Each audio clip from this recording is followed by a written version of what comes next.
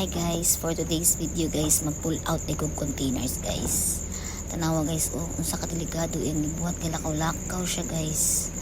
Habang nagtabyog-tabyog ang kable nga naa sa bako guys. Lakaw-lakaw siya, may gusyan na guys na afafaygyot. Tapos nara siya guys, nihunong siya diha kay musakay siya sa bako, mas worse. Musakay gud siya. Peligro kay niyang gibuhat ba. Pero sanay naman siguro siya, so naanat na siya, pero mao lagi mag-amping gyud kay peligro kaayo. Ani sakay na siya guys, kay gitaron man niyang mga kable nga naa sa kanang bako. Kay mao man siya ibutang niya sa pang isig side sa container 1 para maalsa na siya sa bako. Pero guys, grabe gid ini buhat no.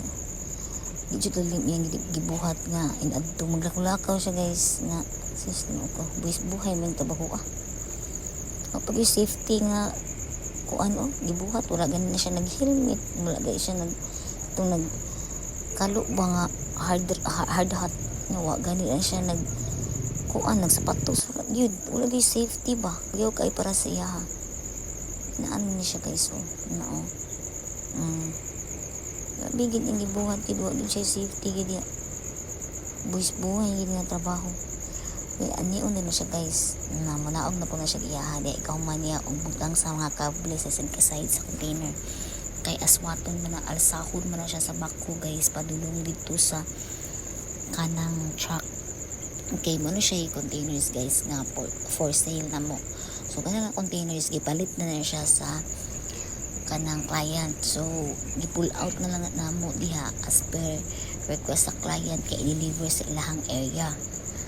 So mo nang na ako diha kay nag assist ko sa pag-pull out nga akong gibidyuhan giunsa niya pull out ay giunsa niya pag loading sa truck guys. Mo na siya nga dili biya siya kuan ay kanang safety kuyaw gyud kay wala lagi safety nga kanang gisubog ang tao nga naglakaw-lakaw ganiha, wala siya hard hat, wala siya nagsapatos, nagchinilas sara, wala gid tanan kuyaw kayo nya man unya na pa siya diha madakdakan siya na na ay nagulaw ko na pagitaw diha madakdakan siya mahulog o maputol ng kable, madakdakan sus kuya guys peligro mo nang di lalim na ilang trabaho guys na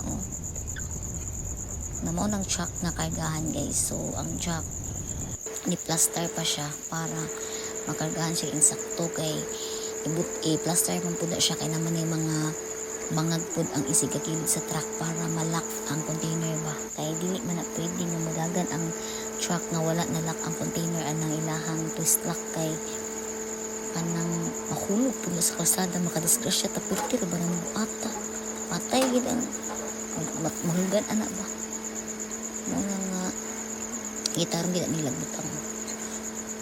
Nararabay instances guys na natagak gid ang nagkatkat sa kanang kable, tagak gid natagakan og container 1 asos ay perting kapisat gid mo na nga di gid lalim.